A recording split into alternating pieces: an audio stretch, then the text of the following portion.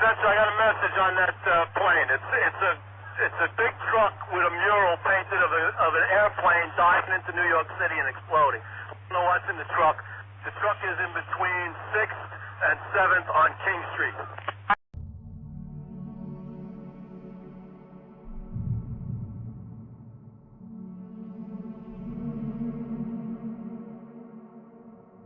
So, Urban Moving Systems was discovered in a van, white van that had checked positive for carrying explosives.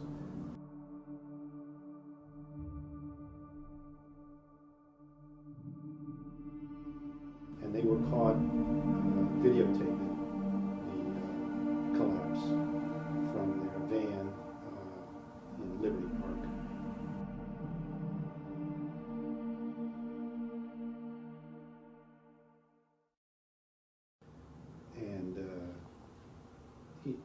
It just seems like they must have had prior knowledge, if not involvement. They could have had prior knowledge. And it's easy to put a truck bomb, as we did, as happened in London, and happens in Iraq or Israel on a weekly basis. It's easy to put a truck bomb, as we did, as happened in London.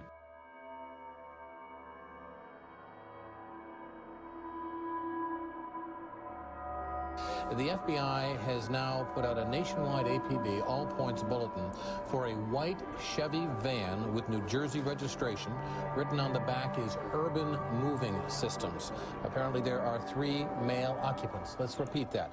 The FBI has now put out an APB, an all points bulletin, nationwide. They're looking for a white Chevy van with New Jersey registration, and written on the back of the white van are the words Urban Moving System. Apparently this van is carrying 3 male occupants. Obviously, if you see this van, you're asked to contact the FBI immediately.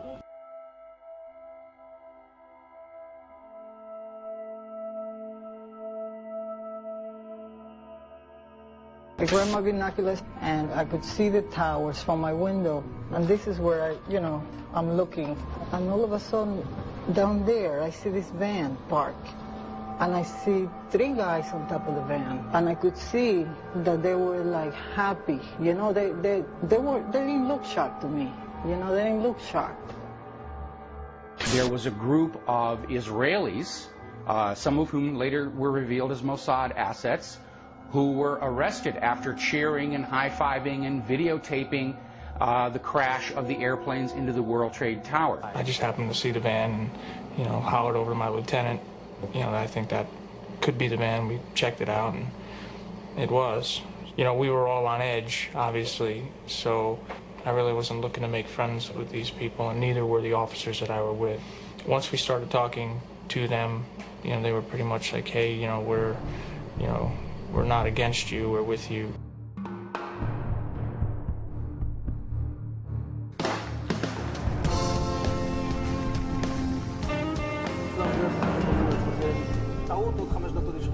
And at that point, we were taken for another round of questioning, this time related to our allegedly being members of Mossad. The fact of the matter is, we are coming from a country that experiences terror daily.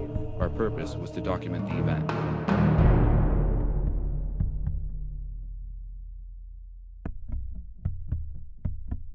And word late tonight that 2 suspects are in FBI custody after a truckload of explosives was discovered around the George Washington Bridge. That bridge links New York to New Jersey over the Hudson River. Whether the discovery of those explosives had anything to do with other events of the day is unclear, but the FBI has 2 suspects in hand, said the truck load of explosives, enough explosives were in the truck to do great damage to the George Washington Bridge. But they arrested the 2 suspects and they're questioning them as we speak. Reports we're getting now, 2 or 3 men arrested on the New Jersey Parkway. Deborah, can you hear me now? Yes, I can.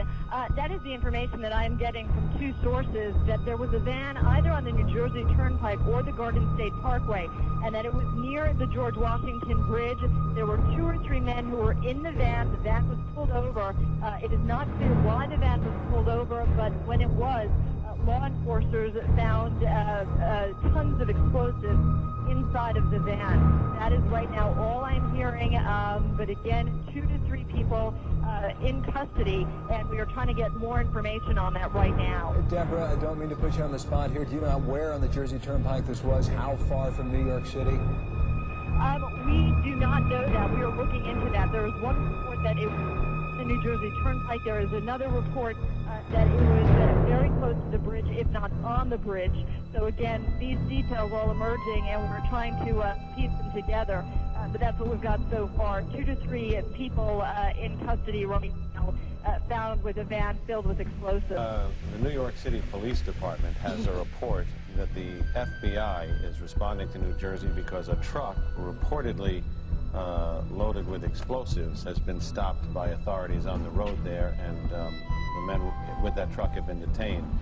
Members of the Joint Terrorist Task Force, according to the New York police officials, are responding to question those people.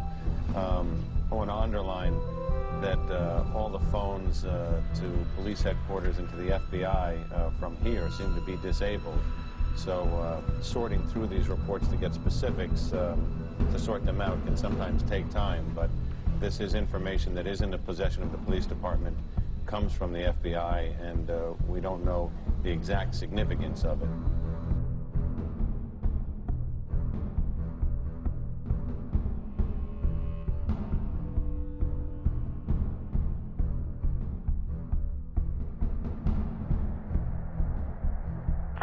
I got a message on that plane. It's a big truck with a mural painted of an airplane diving into New York City and exploding. I don't know what's in the truck. The truck is in between 6th and 7th on King Street. All right, 10-4, I'll send the issue in the bomb squad there for West K.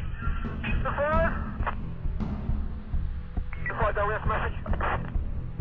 That's fine.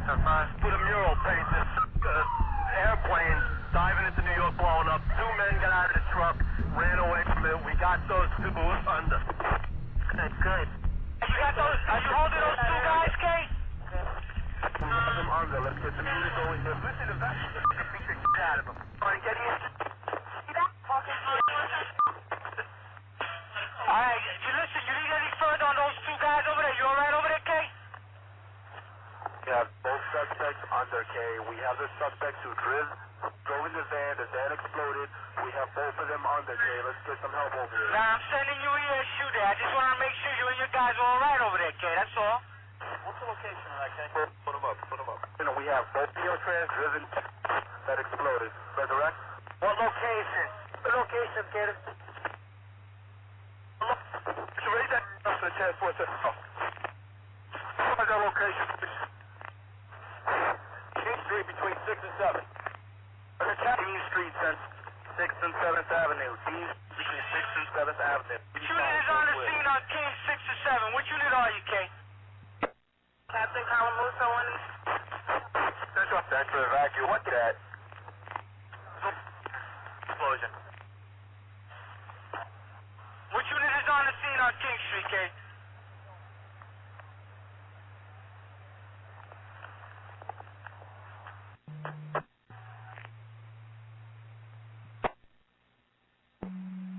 Tyree Walkerstein on the air? On the air. Yeah, Wolf, switch over to 8. 512? CIT units on the air, CIT.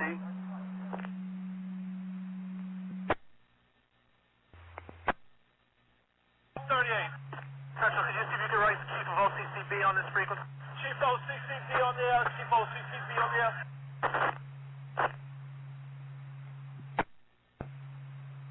6th Avenue, both curves under, Kay. At 10-4, which unit are you, Kay?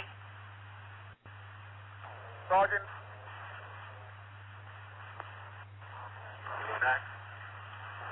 Beyond the air, please. Alright, unit on King 6 to 7. We got an issue in the bomb squad en route, Kay. Which unit are you? Okay. Touched him. Yeah. Appreciate it on the air. Sergeant Mason on the air. King with it.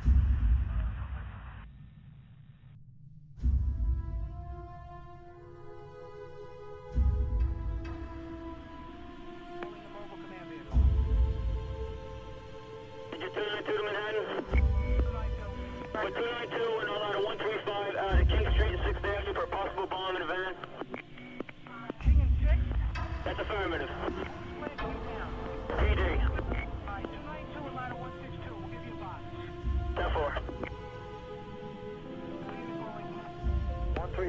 Manhattan. 135. We're also on that box in King Street and 6th Avenue with a possible bomb in a van. 10-4-135. I told you, did you hear that they have a bus? They caught a bus, or a buck, or a truck? A van full of bombs, right? Oh no! Somebody said there was a truck. They had a picture of the World Trade Center with a plane flying into it. They caught it.